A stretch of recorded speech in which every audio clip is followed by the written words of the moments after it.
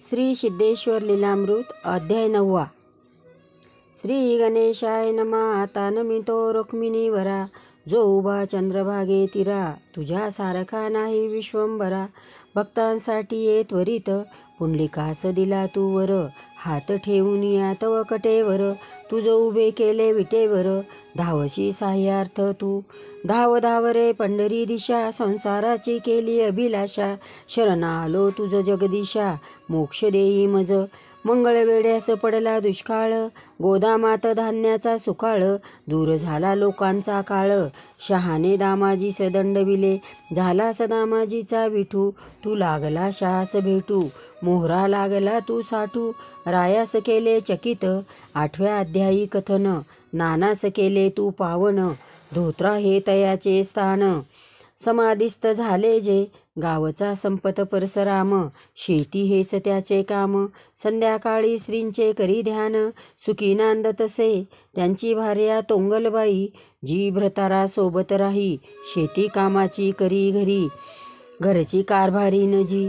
परशुरामाचा पुत्र संतुसा, वदन जयाचे राजसा. घरी वागण्यात साजेसा, गुरेवळी तसे जो. शरीर ज्याचे धडधाकट, शेतात करी काबाड कष्ट. संध्याकाळी घरची वाट, जो शेतात काम करी. प्रांतकाळी करी नित्यस्नान, मग नियमाचे देवदर्शन. संध्याकाळी पुन्हा नमन, श्री समर्थास करी तसे. संतुसाचे वय 14-15, कापी गुरासाठी बंधारा. डोईवर गवताचा भारा, संतुसा कामात गुंग. आज तोंगलने केले कारले, चिंच मिठाने भरले. तिने इतर काम सारले, केली भाजी कारल्याची. भाजीत टाकला मसाला, जो खमखमीत भासला. संतुसास पातेल्यात दिसला, आला भाजीचा वास. पीठ काढले तिने बाजरी, त्यांची भाकरी केली साजरी. त्यावर टाके आंब्याची चिरी, संतुसा झाला आनंदी.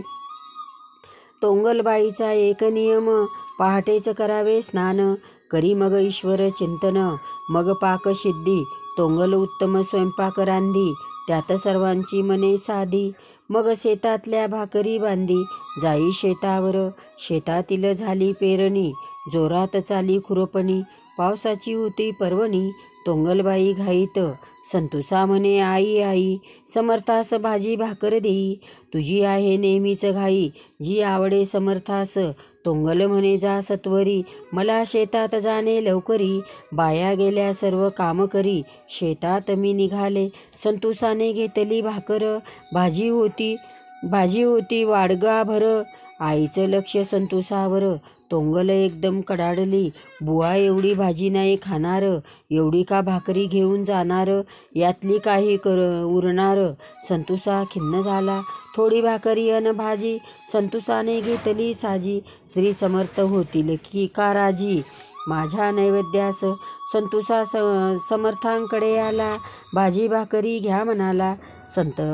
संतूच्या अंगावर धावला, भयभीत झाला संतुसा. रस्त्याने जाती काम करी, त्यात काही होत्या नरनारी. तोंगल त्यांच्याच बरोबरी, पाहिला प्रकार तिने. संतुसाने पुन्हा केला प्रयत्न, दुरून लोक पाहती सर्वत्र. त्याचे लक्ष नव्हते इतरत्र, संत संतुसावर धावले. तोंगलने हा प्रकार पाहिला, बुवा असा का रागावला. चूक समजली तोंगलला. आली संताजवळी, आपला पदर पसरविला. संता गुन्हा माझा झाला, क्षमा करावी संतोषाला. जो पुत्र आपुला असे, तोंगलबाई शरण आली. चूक माझीच आहे म्हणाली, संत मी आहे दासी आपुली. वारंवार विनवी संतासी, काही भक्त म्हणे श्री रागात. विनंती करू कोणत्या स्वरात, माझा जीव टाकला घोरात. क्षमा करा हो मज लागी. श्री समर्थ मूर्ती शांत झाली, भाकरी रंगूस दिदली. श्री नैवेद्य घेण्या पकडली, शांतता पसरे आता.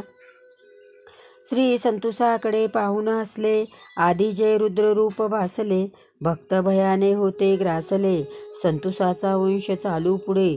धोत्र्याची एक रंगू भाटीन, पूर्वीची जी एक हरिजन. आपले भाटपण सोडून श्री सानिध्यात असे, जी अति स्वरूप सुंदरी, सेवा करी श्रींच्या मंदिरी, झाड लोट करी आदरी, जी श्रींच्या सेवेत, लोक जमती श्री दर्शना, काही घालती प्रदक्षिणा, श्री संतास अर्पती दक्षिणा, काही नवस बोलती, नवसास सिद्धेश्वर पावे, आपणही धोत्र्यास जावे, समर्थास एकदा पाहावे, अनेक जमती भक्त, कुणी येतात गाडीवर, काही येतात घोड्यावर, कुणी सायकलवर, श्रींच्या दर्शना, वेशीजवळ पाण्याचा आड, कडुनिंबाचे मोठे झाड, येथे पडे गाड्यांचे पाड, पडे जनावरांची उष्टावळ, कुणी करतात न्याहारी, कुणी सोडतात शिदोरी, कुणी बसती ओट्यावरती अल्पार करण्या, मंदिराचा सर्व परिसर रंगू स्वच्छ करण्या तत्पर, सडा समर्जन भूमीवर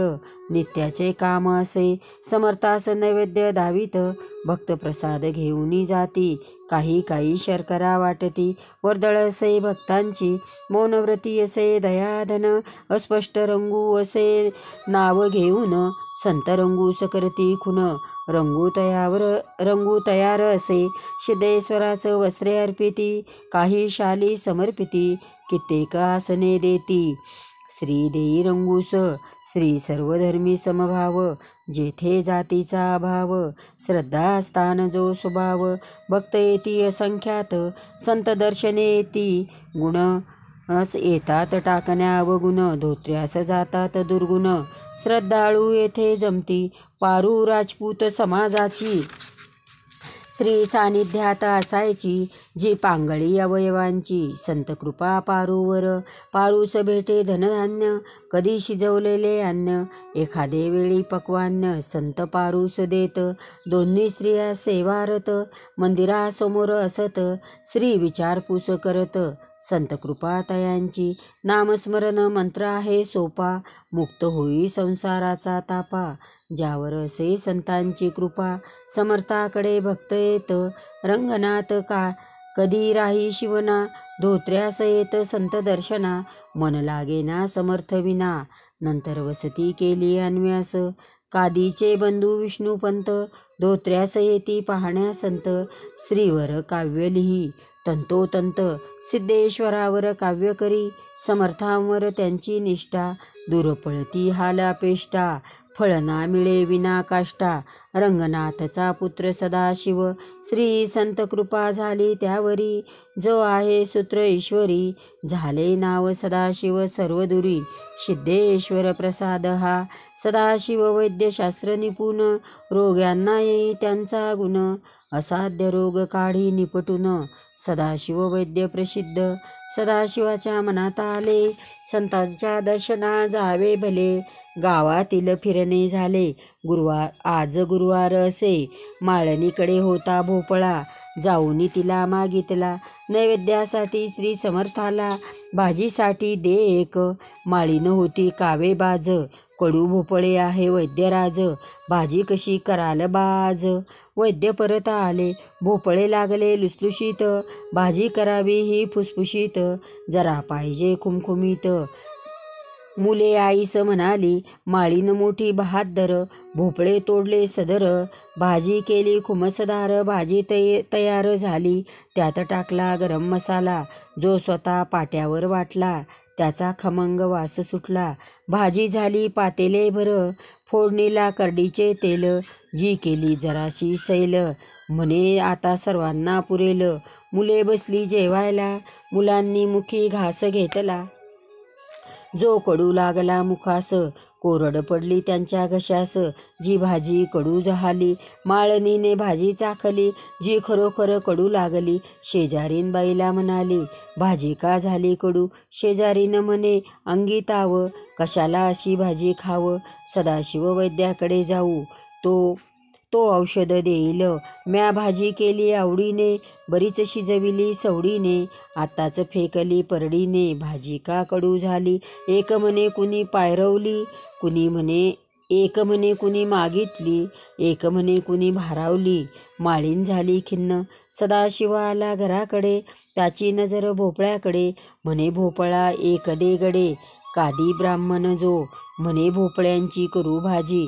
श्रीला नैवेद्य दावण्या आजी, भोपळा देण्यास हा राजी, धोत्र्याच्या समर्थास कादी नका काही गडबडू, भाजीच्या फंदात नका पडू, भोपळे आहेत सर्व कडू, म्हणे निवद दाखवता, कादी म्हणे आजची चतुर्थी, धोत्राग्राम सर्व तीर्थी, नैवेद्य करू संता प्रित्यर्थी, श्री सिद्धेश्वरास माळणीने केले दुर्लक्ष, हा अनुभव आला प्रत्यक्ष, जे तुम्ही आहात प्रत्यक्ष, मी भोपळा कडू म्हटले, माळीन कादीकडे निघाली, अशी काय घटना घडली, भोपळ्याची भाजी कडू झाली, आता मी काय करू, भाजी पाहिजे श्री समर्थाला, मागण्या आले त्या अर्थाला, तुम्ही भुलल्यात समर्थाला, समर्थास सत्यार्थाला, समर्थांना नैवेद्य दावण्या, माळीन म्हणे मी काय करू, समर्थांचे चरण की धरू, ज्यांचे पुढे पदर पसरू, श्रींचे चरणावर, माळीन म्हणाली श्री संताला,